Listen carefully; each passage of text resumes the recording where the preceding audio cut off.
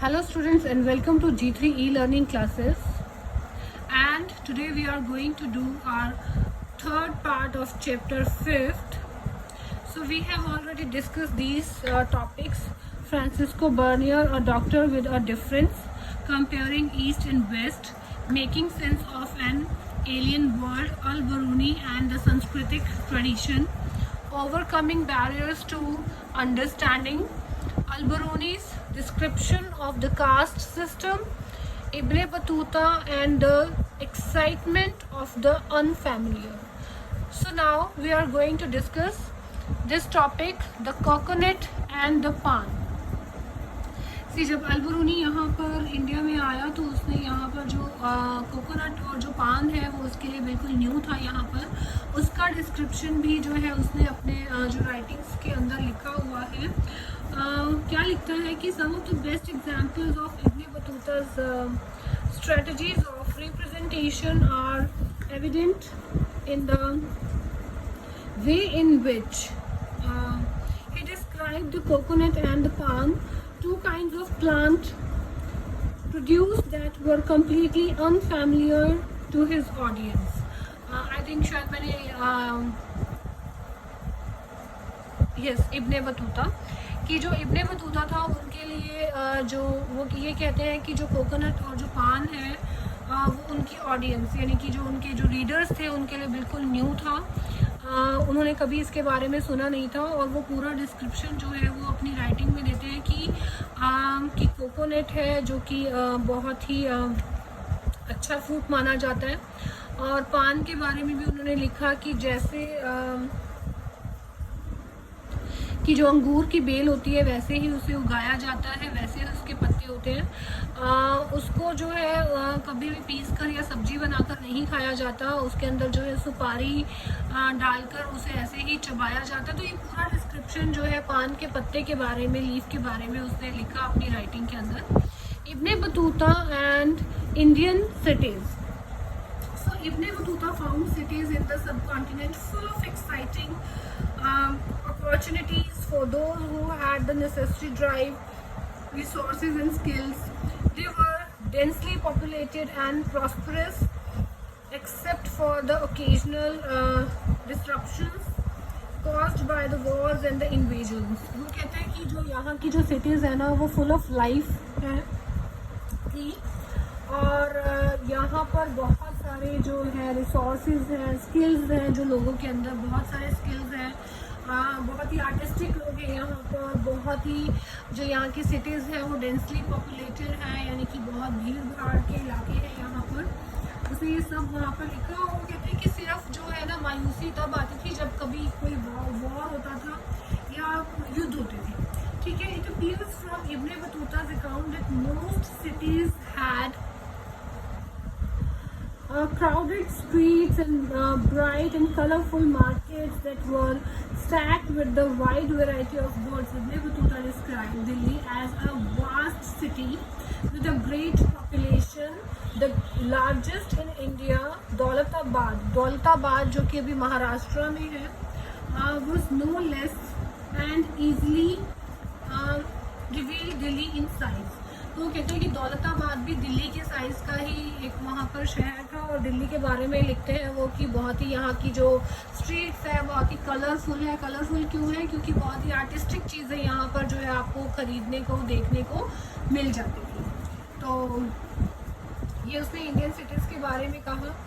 और द बाज़ार were not only places of economic transaction, की जो बाज़ार थे वहाँ पर सिर्फ ट्रेड ही नहीं होता था, but also the hub of social and the cultural activities. अब एक्टिविटीज़ क्या होती थी? नाच गाना, करतब दिखाना।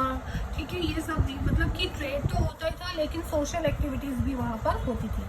Most bazaars had a mosque and the temple. बहुत सारे बाज़ारों में जो है मस्जिदें होती थी, टेम्पल होते थे, and in some of them at least spaces were marked for the public performances by dancers, musicians and singers. While Ibn Battuta was not particularly concerned with explaining the prosperity of towns, historians have used his account to suggest that towns drive a significant portion of their wealth through the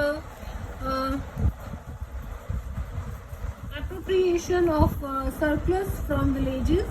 Ibn Battuta found Indian agriculture very productive because of the fertility of the soil. Obviously ये हमें भी मालूम है कि जो all over world जो है India जो है अपनी यहाँ की जो सॉइल है वो फर्टिलिटी के लिए बहुत जानी जाती है, और इब्न बतूता ने भी इसके बारे में जो है बहुत कुछ लिखा. उसने बोला कि यहाँ जो है ईयर में 2 क्रॉप्स भी उगाई जाती थी. He also noted that the subcontinent was well integrated with their inter-Asian networks of trade and commerce, with Indian manufacturers being in great demand in both West Asia and Southeast Asia, fetching huge profits for artisans, merchants. Indian textiles, particularly cotton cloth and the fine muslin, silk, brocade and the satin were in great demand. कि ये जो भी कपड़े की जितनी भी variety मैंने अभी आपको बताई ये भी बहुत ही ग्रेट डिमांड में उस वक्त पर थी. नेक्स्ट आता है आपका यूनिक सिस्टम ऑफ कम्युनिकेशन. ये भी बहुत गजब का सिस्टम था, बहुत ही अच्छा सिस्टम था communication. See the state evidently took special measure to encourage merchants. Social, almost all trade routes were well supplied with the inns and guest houses. Ibn Battuta was also amazed by the efficiency of the postal system, which allowed merchants to not only send information and the remit credit across along the distances, but also to dispatch goods required at short notice. The postal system was so efficient that while it took 50 days to reach Delhi from Sindh, the news reports of supplies would reach the Sultan through the postal system in just 5 days. Can you imagine, in just 5 days? कि कहाँ तो दिल्ली से यानी कि सिंध से दिल्ली तक पहुँचने में कितना टाइम लगता था? 50 डेज. लेकिन इनका जो पोस्टल सिस्टम इतना स्ट्रॉन्ग था कि जो भी इंफॉर्मेशन अगर सुल्तान तक पहुंचाना होता था तो वो सिर्फ 5 डेज में पहुंच जाता था. और इब्न बतूता एक और चीज़ यहाँ पर बताते हैं कि कैसे जो है जो स्टेट होता था यानी कि जो राज्य होता था वो ट्रेड को जो है वो स्पॉन्सर करते थे. स्पॉन्सर इन द सेंस कि मतलब वो ट्रेडर्स के लिए जो है बहुत चीज़ें जो है किया करते थे, like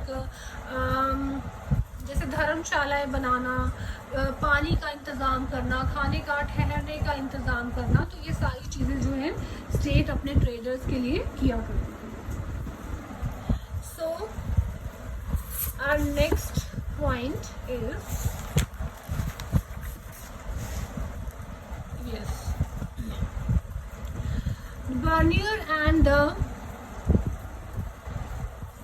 degenerate East. If Ibn Battuta chose to describe everything that impressed and excited him because of its novelty, Francisco Bernier means Ibn Battuta ने यहाँ के बारे में बहुत कुछ अच्छा लिखा है. लेकिन अगर हम फ्रांसिस्को बर्नियर की बात करें, belong to a different intellectual tradition. He was far more preoccupied with the comparing and contrasting what he saw in India with the situation in Europe in general and France in particular. कि उसने Europe के साथ हमेशा comparison किया और सबसे ज़्यादा उसने किसके साथ कंपैरिजन किया? फ्रांस के साथ, कि वहाँ के क्या सिस्टम थे और यहाँ के क्या सिस्टम थे. यहाँ के सिस्टम्स को उसने हमेशा जो है वो लेस आंका था, वो जो उसको मानता था कि यहाँ के सिस्टम उसको अच्छे नहीं लगते थे, पसंद नहीं करता था. Focusing on situations which he considered depressing. बहुत सारी सिचुएशंस ऐसी थी जो कि उसको लगता था कि ये डिप्रेसिंग सिचुएशंस हैं.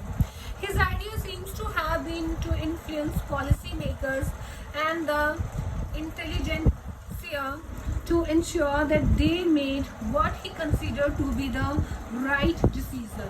वो ये मानता था कि जो भी पॉलिसी मेकर्स हैं, पॉलिसी मेकर्स क्या है, जो कि पॉलिसीज बनाते हैं, यानी कि उसका जो पॉइंट रहता था वो ब्राह्मणास के लिए और क्षत्रियस के लिए जो रूल्स बनाते हैं, ठीक है, वो उनको जो है वो बिल्कुल अच्छा नहीं मानता था। उनको लगता था कि वो जो है अपने राइट्स के लिए जो है ये सब रूल्स बनाते हैं, राइट्स इन द सेंस अपने प्रॉफिट के लिए वो जो है अपने ये सब रूल्स बनाते हैं। नेक्स्ट है Bernier travels in the Mughal Empire is marked by detailed observation, critical insight and reflection. His account contains discussions trying to place the history of the Mughal within some sort of a universal framework. He constantly compared Mughal India with contemporary Europe, journal emphasizing the superiority to the later. His representation of India worked on the model of binary opposition he made in presented as the inverse of Europe. Means वो ये मानता था कि जो Europe के systems है वो ज़्यादा अच्छे हैं। आगे मैं आपको बताऊंगी कि क्या क्या सिस्टम उसको यहाँ के पसंद नहीं थे बर्नियर को, ठीक है। तो वो जो है ना वो हमेशा इंडिया को वेस्टर्न में जाकर, जो वेस्ट में जाकर यानी कि अपने वहाँ यूरोप में जाकर इंडिया को हमेशा जो है वो बहुत ही इंफीरियर बताता था, ठीक है। Next point is the question of the land ownership. यहाँ पर एक मेन पॉइंट आता है जहाँ पर लगता है बर्नियर को कि ये जो सिस्टम है लैंड ऑनरशिप का, जो यहाँ पर इंडिया में जो बोला गया है वो अच्छा नहीं है। बट कहीं ना कहीं हम भी इससे अग्री करेंगे, लेकिन अगर हम बात करते हैं अदर राइटिंग्स की, जो हमें मुगल एम्परर के जो भी राइटर्स होते थे, जो भी उन्होंने लिखा उसके बारे में, तो अगर हम उनकी राइटिंग्स पढ़ें तो इन सब चीज़ों को जो है वो बिल्कुल भी सही नहीं ठहराते हैं। नेक्स्ट है according to the Bernier, one of the fundamental differences between Mughal India and Europe was the lack of private property in land. In the former he was a believer in the virtue of private property and saw crown ownership of land, as thought that in the Mughal Empire the emperor owned all the land and distributed it among his nobles, and that this had disastrous consequences for the economy and the society. This perception was not a unique but is found in most travelers accounts of the 16th and 17th century. यहाँ पर जो क्या कहना चाह रहे हैं Bernier कि उन्होंने देखा इंडिया के अंदर कि जो मोस्ट ऑफ जो लैंड है यानी कि ज़मीन है ना, वो शासक यानी कि जो रूलर है उसके अधीन है, यानी कि जो रूलर है वो उसकी वहाँ पर मोनोपली है, जो सारी ज़मीन है राज्य की वो राजा की मानी जाएगी, ठीक है। लेकिन बर्नियर क्या कहते थे कि जो ज़मीन है उस पर राजा का हक नहीं होना चाहिए, प्रजा का हक होना चाहिए। और राजा उस ज़मीन को क्या करते थे, अपने जब वो खुश होते थे अपने अधिकारियों से तो उनमें बांट देते थे, जबकि ऐसा नहीं होना चाहिए था। जो ज़मीन है वो किसके पास होना चाहिए, किसानों के पास होना चाहिए, जिससे प्रोडक्टिविटी अच्छी होगी। और उन्होंने इसमें अपने इस पॉइंट में क्या कहा है, उसको प्रूव करने के लिए कि अगर आपके पास ज़मीन सपोज मालिक की है, ठीक है, अगर किसान उस पर काम कर रहे हैं तो एक तो जो मालिक होते थे यानी कि जो ज़मींदार होते थे वो किसानों पर अत्याचार करते थे, उनको टॉर्चर करते थे, दूसरा उनसे ज़्यादा काम कराते थे, उनको वेजेस कम देते थे। और अगर अब क्योंकि वो ज़मीन किसान की नहीं है तो वो उस जो है उसके साथ उसको अच्छे से उसकी देखभाल नहीं करेगा, उसकी प्रोडक्टिविटी पे ध्यान नहीं देगा, उसको प्रोडक्टिविटी को इम्प्रूव नहीं करेगा। और क्योंकि जब किसान को ये मालूम है कि ये ज़मीन जो है वो उसके बच्चों को नहीं मिलेगी तो उसके लिए ज़्यादा एफर्ट्स नहीं करेगा। या उसको जब तक पर्सनल बेनिफिट नहीं होगा, कोई भी जो इंसान है या जो पर्सन है उसके लिए एफर्ट नहीं करेगा जब तक उसका पर्सनल बेनिफिट नहीं होगा। तो यहाँ भी बर्नियर यही समझाने की कोशिश करते हैं कि अगर किसानों के पास ज़मीन होगी तो वो उसका ज़्यादा जो है उसका अच्छे से ध्यान रखेंगे, और जितने ज़मींदार जो कि अत्याचार करते हैं किसानों के ऊपर वो भी नहीं होगा। इससे स्टेट को ज़्यादा फ़ायदा। So as an extension of this, Bernier described Indian society as the consisting of undifferentiated masses of improvised people. वो क्या कहते हैं कि यहाँ पर वो कहते हैं कि मैंने बर्नियर का कहना है अपनी राइटिंग्स में कि मैंने इंडिया के अंदर जो है मध्यम वर्ग देखा ही नहीं है। या तो मैंने अमीर देखे हैं जो कि बहुत ज़्यादा अमीर हैं, और गरीब है तो बहुत ही ज़्यादा गरीब है। मध्यम वर्ग यहाँ पर एग्जिस्ट ही नहीं करता। And this is then is how Bernier saw the Mughal empire. Its king was the king of beggar and the barbarians. और उसने बहुत बड़ी एक बात कही कि मुगल एम्पायर के जो किंग को उसने क्या यहाँ पर कंपैरिजन किया कि जो किंग है वो सिर्फ भिखारियों का और बार्बर्स यानी कि क्रूर जो लोग हैं सिर्फ उनका किंग है। इलेयर, वो कहते हैं इलेयर मीन्स यहाँ पर कि जो दूषित हवा है, हवा साफ नहीं है, मीन्स लोग जो यहाँ पर बहुत ही प्रताड़ित किए जाते हैं जो गरीब लोग हैं, और बहुत ही करप्शन है क्योंकि ज़मींदार जो है वो पावर में रहने के लिए, जो नोबल्स हैं वो पावर में रहने के लिए जो छोटे लोग हैं उनको बहुत ज़्यादा जो है उनका यू कैन से कि उनको बहुत ज़्यादा प्रताड़ित करते हैं, और उनको, और दूसरा जो हाँ, और जो किंग है वो अपने जो नॉबल्स पे जो है वो बहुत ज़्यादा विश्वास करते हैं। तो यहाँ पर बेसिकली उसने यही इसीलिए इस पॉइंट को प्रूव किया है कि ये जो है बैगर्स और बार्बियंस के जो ये किंग थे। नेक्स्ट हमारा पॉइंट है मोर कॉम्प्लेक्स सोशल रियलिटी। अब ये मोर सोशल कॉम्प्लेक्स रियलिटी क्या है? The why Bernier preoccupation with the projecting the Mughal state as the tyrannical is obvious. His descriptions occasionally hint at a more complex social reality. For instance, he felt that the artisan had no incentive to improve the quality of their manufactures since profits were appropriated by the state. Manufacturers were consequently everywhere is decline. At the same time, he considered that vast quantity of world's precious metal flowed into India as manufacturers were exported in exchange for gold and silver. He also noted the existence of the prosperous merchant community changed in a long distance exchange. अब वो क्या कहते हैं कि जो यहाँ की जो आर्टिशंस है ना उनके ऊपर भी बहुत अत्याचार हो रहे थे। जितना भी जो भी प्रॉफिट होता था ना वो सारे के सारे जो है ना एलीट क्लास के पास जाता था, आर्टिशंस के पास कुछ भी नहीं बचता था। और वो कहते हैं कि जबकि पूरे वर्ल्ड में सबसे ज़्यादा जो ट्रेड होता था इन वैल्यूएबल चीज़ों का वो सबसे ज़्यादा इंडिया से ही होता था, और यहाँ पर जो है ना वो सोने और चांदी के बदले में इन चीज़ों को दिया करते थे, तो और भी ज़्यादा प्रॉफिट था। लेकिन जितना भी प्रॉफिट जाता था ना वो इन आर्टिशंस को ना जा करके किसको जाता था?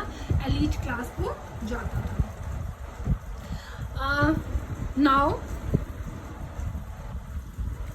in fact during the 17th century 15% of the population lived in the town. This was on average higher than the proportion of urban population in Western Europe.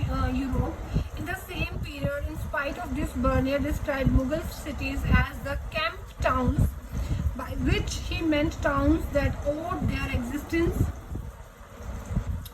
As in the case of the question of the land ownership, Bernier was drawing an oversimplified picture. There were all kinds of towns: manufacturing towns, trading towns, port towns, sacred centers, pilgrimage towns, etc. Their existence is an index of the prosperity of merchant communities and professional classes. Other urban groups included professional classes such as the physicians या हकीम कह सकते हैं, वैद कह सकते हैं, teachers यानी कि पंडित या मुल्ला, लॉयर्स, वकील, painters, architects, musicians, calligraphers, etc. While some depended on imperial patronage, imperial patronage की मीन्स राजा जो है उनको संरक्षण दिया करते थे, अपने पास रखा करते थे, उनको सैलरी दी जाती थी, उनको गिफ्ट दिए जाते थे. While still others served ordinary people in crowded markets or bazaar. Our next point is women. See, slaves, sati and laborers. Travelers who left written accounts were generally men who were interested in and something intrigued by the condition of women in the subcontinent. Sometimes they took social inequities for granted as a natural state of affairs. For instance, slaves were openly sold in the market. उस time पर ना जो slave system था, ठीक है, और वो बताते हैं कि ओपनली जो है स्लेव्स जो है वहाँ पर बिका करते थे. और बर्नर खुद ये बताते हैं कि जब वो इंडिया आए थे तो उन्होंने slaves, horses, resins and almonds के साथ साथ स्लेव्स भी जो है मोहम्मद बिन तुगलक को यहाँ पर जो है गिफ्ट किए थे इब्न बतूता ने. एंड वो so happy with the sermon of the preacher's name Nasiruddin that he gave him 100,000 10 points उसने दिए थे उसको नसीरुद्दीन को. और उन्होंने जो है उसकी बहन की शादी को भी अटेंड किया था, जहाँ पर जो स्लेव्स की जो भी रख रखाव था या जो भी काम किया जाता था, जो कि डांसर्स थे वहाँ पर, तो उनके जितने भी परफॉर्मेंसेस थे उनको देखकर वो बहुत खुश हुआ था. और यहाँ पर लेडीज़ के बारे में ये डिस्क्राइब करते हैं कि सती प्रथा जो यहाँ पर थी, कुछ लेडीज़ जो है वो हंसकर जो है उसको, कुछ लेडीज़ जो है उसको हंसकर एक्सेप्ट करती थी. वो खुद जो है अपने हस्बैंड के जो चिता है उसके साथ सती होना पसंद करती थी, लेकिन कुछ को फोर्सफुली भी जो है उसमें डाल दिया जाता था. और दूसरा वो ये बताते हैं कि बहुत सारे लेडीज़ की कंडीशन बुरी भी थी. वो हाउस होल्ड वर्क करती थी, वो स्लेव्स भी होती थी, लेकिन कुछ जो है वो ट्रेड में भी अपना जो पार्टनरशिप है वो दिखाती थी और ट्रेड के काम भी किया करते थे. तो मिक्स वहाँ पर ऐसा सिस्टम था उस टाइम पर इंडिया के अंदर. नेक्स्ट है आपका